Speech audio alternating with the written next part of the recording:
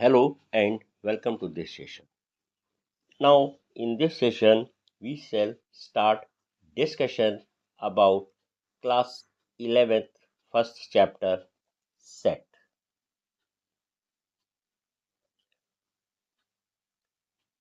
Now, for those students who have appeared their class 10 and now looking forward for class 11, these basic concepts are very essential and they should just start understanding them. तो जैसे कि ये पहला topic है set. Set का क्या मतलब होता है? Set are collection of well defined objects. ये है सेट का डेफिनेशन। अब इस डेफिनेशन को समझने के लिए पहले हमें वेल डिफाइंड का अर्थ समझना पड़ेगा। वेल डिफाइंड से हम क्या कहना चाहते हैं? अब देखिए, एक एग्जांपल लेता हूं मैं। Set of all tall trees,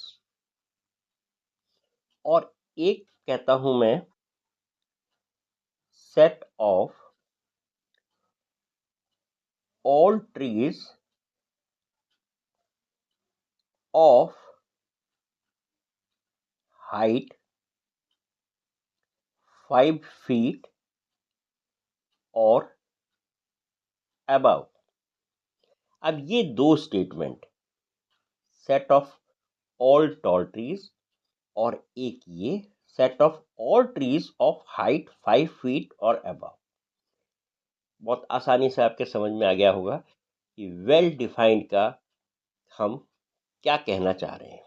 अब यदि मैं आपसे ये कहूं कि आप एक सेट बनाइए ऑल टॉल ट्रीज, अब आप किस ट्री को टॉल कहेंगे? 2 फीट वाले को, 4 फीट वाले को, 5 फीट वाले को, या 7 फीट वाले को? तो ये जो स्टेटमेंट है ये वेल डिफाइंड नहीं है, not well defined. Fine, and this is a well defined statement. So set is actually the collection of well defined object, जहां पर बहुत क्लियरली मेंशन हो और किसी तरह की एम्बिग्विटी राइज ना करे। एम्बिग्विटी से मतलब है कि मेरे हिसाब से कलेक्शन दूसरा बन रहा है और किसी और के हिसाब से कलेक्शन दूसरा बन रहा है। अब फॉर एग्जांपल, यदि हमें एक और एग्जांपल देता हूं, set of all tall boys. अब suppose set of all tall boys in my class, यदि मेरा हाइट 3 फीट का है तो 4 फीट वाला मुझसे टॉल है, तो मैं 4 फीट वाले को अपने सेट में रखूंगा, और एक दूसरा बच्चा स्टूडेंट जिसका हाइट 5 फीट है तो उसके लिए 3 फीट वाला टॉल नहीं होगा। तो उसके नज़रिए से यदि देखेंगे तो वो 6 फीट 7 फीट उससे ऊपर वालों को ही अपने कलेक्शन में रखेगा। तो इस केस में क्या होगा, उसका कलेक्शन और मेरा कलेक्शन डिफरेंट होगा, इसलिए क्योंकि ये स्टेटमेंट हमारा वेल डिफाइंड नहीं है। यदि हम यहाँ क्लियरली ये डिफाइन कर दें, ये कह दें कि set of all boys in the class who are 5 feet and above in height, तो हम 5 फीट और 5 फीट से ऊपर वाले बच्चों को ही उसमें लेंगे, चाहे वो सेट मैं बना रहा हूँ, चाहे आप बना रहे हो, चाहे कोई और बना रहा है। तो आई होप ये वेल डिफाइंड का मतलब समझ में आ गया। तो अब ये भी समझ में आ गया होगा इसके साथ साथ कि सेट होता क्या है। सेट एक कलेक्शन है, एक ग्रुप है, एक जगह इकट्ठा किया हुआ एक संगठन है। तो it is a collection of well defined objects. अब दूसरी बात, sets are denoted by capital letters, capital letters. Right. जैसे A B is a set, X is a set, इस तरह से, ठीक है। And represented in curl braces, curl braces.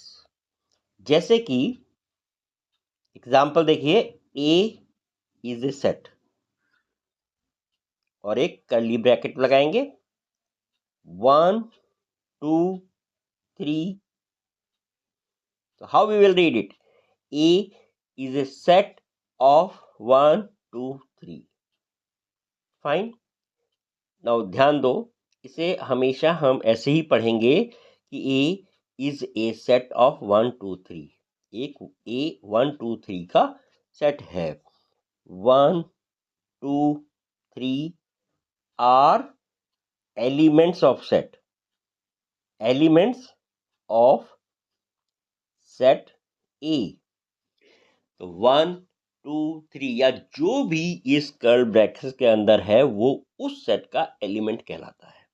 तो यहाँ पर 1 2 3 इसके एलिमेंट्स हैं। एक सेट और x, suppose A B C D, कुछ भी हम रख सकते हैं इसके अंदर, ठीक है ना। पहले वाले सेट में मैंने नंबर्स लिए, यहाँ पर मैंने अल्फाबेट्स ले लिए। और सपोज मान लीजिए एक सेट और लेता हूं मैं जेड, जहां पर मैंने एनिमल्स ले लिए, कैट, रैट, डॉग। अब यहां पर ये समझिए, पहले सेट में जैसे मैंने बताया 1 2 3 आर दी एलिमेंट्स, ये एलिमेंट्स कहलाएंगे, ठीक है ना। दूसरे सेट में A B C D are elements, और इसमें cat rat dog are element, ठीक है ना। ये इसके एलिमेंट्स हैं। और एलिमेंट्स को हम डिनोट करने के लिए एक सिंबल यूज करते हैं, ये एक सिंबल है। Element of A B C D are element of X. इसको हम ऐसे पढ़ेंगे, A comma B comma C comma D element of X. इसी तरह cat element of set Z, right. Horse element of Z, not true, this is false, ये गलत है, right. तो क्या होगा इस केस में? बहुत कॉमन सेंस है, ये लॉजिक है। Horse not an element of, उसे काट दिया जाएगा and we will read it as not an element of Z. ये अब ये ट्रू हो गया। होप यहां तक समझ में आया। तो अब ये नोट कर लीजिए, दिस इज एलिमेंट ऑफ, इसे ऐसे पढ़ते हैं, या बिलोंग्स टू, बिलोंग्स टू मतलब cat belongs to set Z, 3 belongs to set A, D belongs to set X, right? Element of या belongs to, दोनों ही बातें कंफ्यूज होने की नहीं है, समझने की है। अब यदि सिंबल कहीं ऐसा है तो we read it not an element of. Normal सी बात है, कॉमन सेंस से समझ ही गए होंगे। Does not belong to. तो ये थोड़ा सा इंट्रोडक्शन है सेट के बारे में। तो क्या सेट क्या होता है? Collection of well defined objects. इसे हम रिप्रेजेंट करते हैं कैपिटल लेटर से, और इसे लिखने का तरीका है कर्ल ब्रैकेट के अंदर इसके एलिमेंट्स लिखे जाते हैं, ठीक है ना। अब there are two ways of representing the set. two ways of writing a set.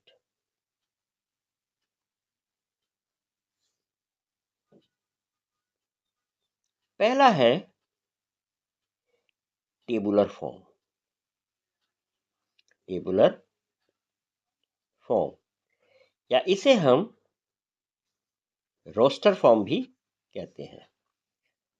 Roster form जो अभी हमने ऊपर एग्जाम्पल दिए हैं। Example A is a set of A E I O U. जब इसमें सारे एलिमेंट खुल के एक रजिस्टर की फॉर्म में लिख दिए जाते हैं तो इसे हम टेबुलर फॉर्म कहते हैं। ठीक है ना। और एक दूसरी फॉर्म जो होती है वो है set builder form. Set builder form नाम से ही क्लियर है।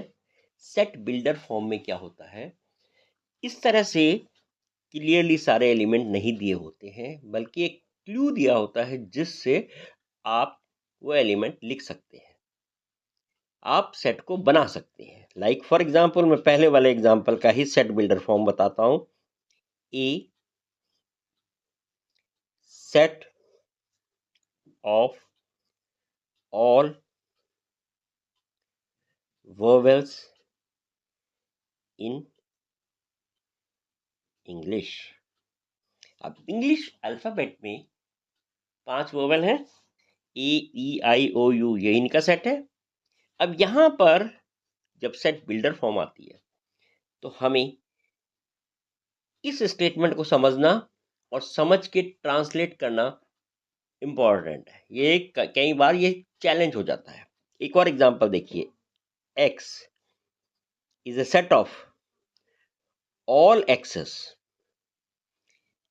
स्मॉल x है ये, the elements are small x, और ये है such that x is to y। समझने की कोशिश करना, x is equal to 2y and y is a natural number। अब यहां पर आपको अपना दिमाग लगा के ये सेट बनाना पड़ेगा। नेचुरल नंबर क्या होते हैं?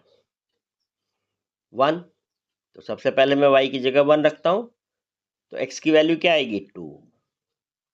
y की जगह 2 रखूं तो क्या आएगी 4। y की जगह 3 रखूं क्या आएगा 6। ऐसे चलता चला जाएगा, राइट। और इसका कोई अंत नहीं है। अभी मैं बताऊंगा इस तरह के सेट्स जो इनफाइनाइट जा रहे हैं इन्हें हम कहते हैं इनफाइनाइट सेट्स। Infinite sets. और जो सेट के एलिमेंट्स आप काउंट कर सकते हैं वो होते हैं फाइनाइट सेट्स। ये हम दोबारा अभी टाइप्स ऑफ सेट में दोबारा इनका जिक्र करेंगे। तो अब ये देखिए, ये जो सेट बिल्डर फॉर्म है ये बहुत इंपॉर्टेंट है और इसको आपको समझना पड़ेगा। अब देखिए, इसी सेट को मैंने यहाँ पर रिप्रेजेंट किया है x equals to twice of y and y is a natural number, और ये मैंने इसे टेबुलर फॉर्म में लिखा है। इसको देख के हमें पता चलता है कि मैं इसे ऐसे भी लिख सकता था कि set of all even numbers, सारे इवन नंबर्स भी 2, 4, 6, 8 ऐसे ही आएंगे, और ये भी सेम है। तो जो सेट बिल्डर फॉर्म है वो एक ही सेट को 2, 3 या कई तरीकों से एक्सप्रेस किया जा सकता है। तो ये एक बहुत इंपॉर्टेंट पार्ट है। फाइन, ये तो सिंपल सा होता है। टेबुलर फॉर्म में तो जो दिया है वो आपका सेट है, उसमें आपको कहीं पर कोई दिमाग लगाने की जरूरत नहीं है। सेट बिल्डर फॉर्म में you will have to understand the key point what is given and according to that you have to develop, right. Now we shall see the next types of sets. कितने type के set होते हैं? Types of sets. अभी हमने जिक्र किया था finite sets where you can count the number of elements, right? Example पीछे हम डिस्कस कर चुके हैं. सेकंड है infinite set, when there are infinitely many elements that cannot be counted,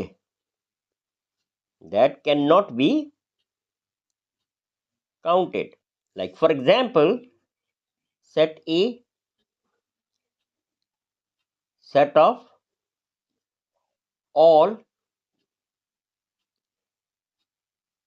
real numbers.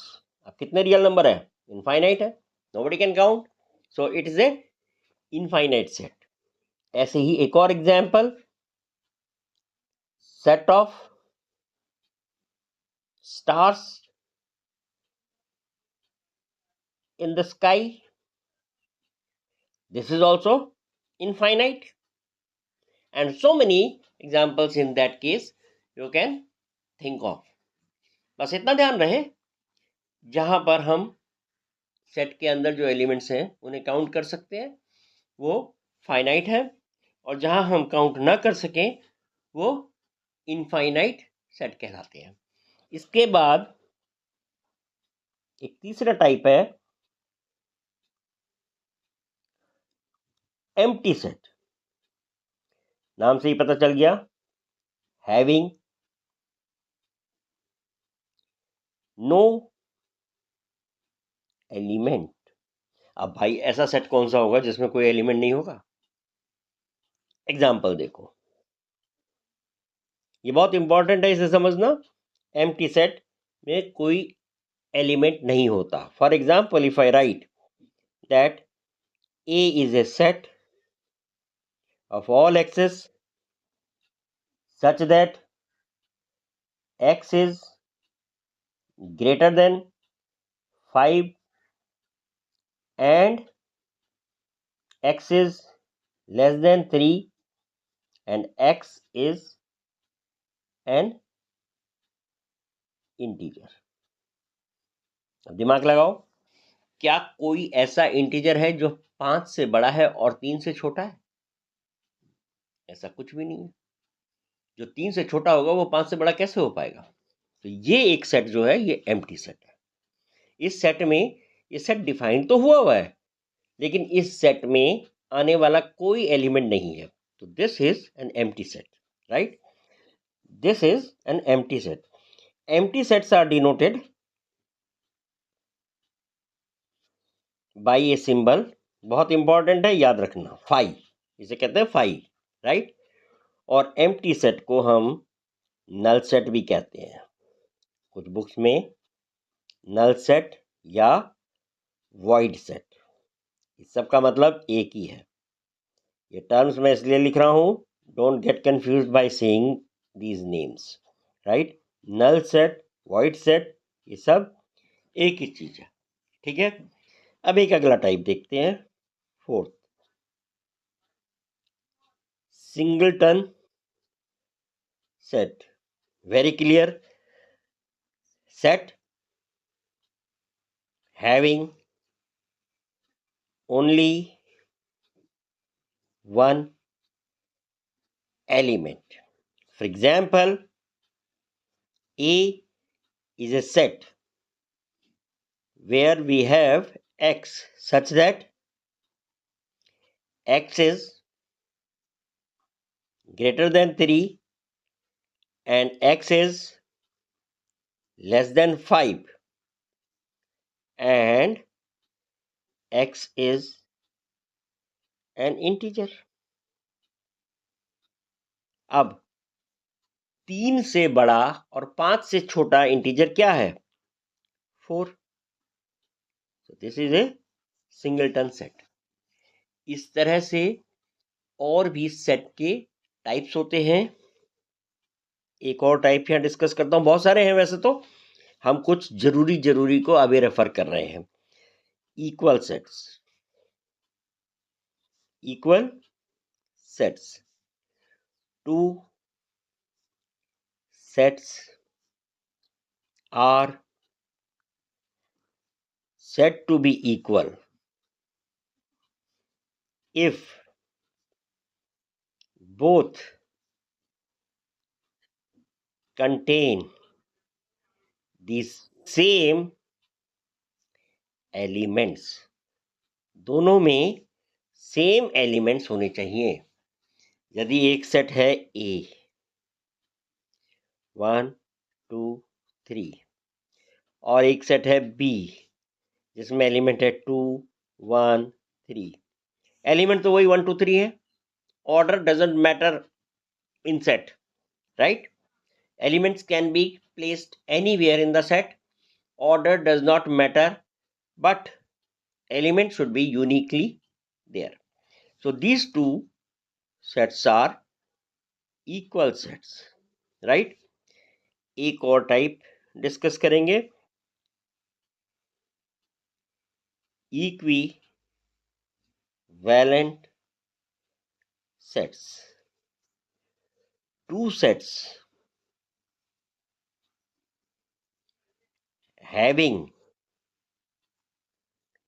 equal number of elements, equal number of elements are equivalent sets, are equivalent sets. सिर्फ number, जैसे एक set है X,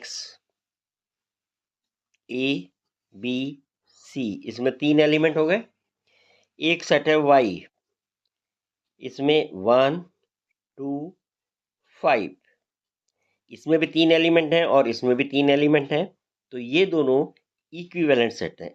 X equivalent to Y, but X is not equal to Y, right? In a previous case, A is equivalent to B, A is equivalent to B is true, right? All equal sets are equivalent, but equivalent sets may not be equal. Fine. So anyhow, for this session, we will conclude it here. Now what we have seen what a set is, how the sets are represented, what are the two ways of writing a set, and what are the different types of sets.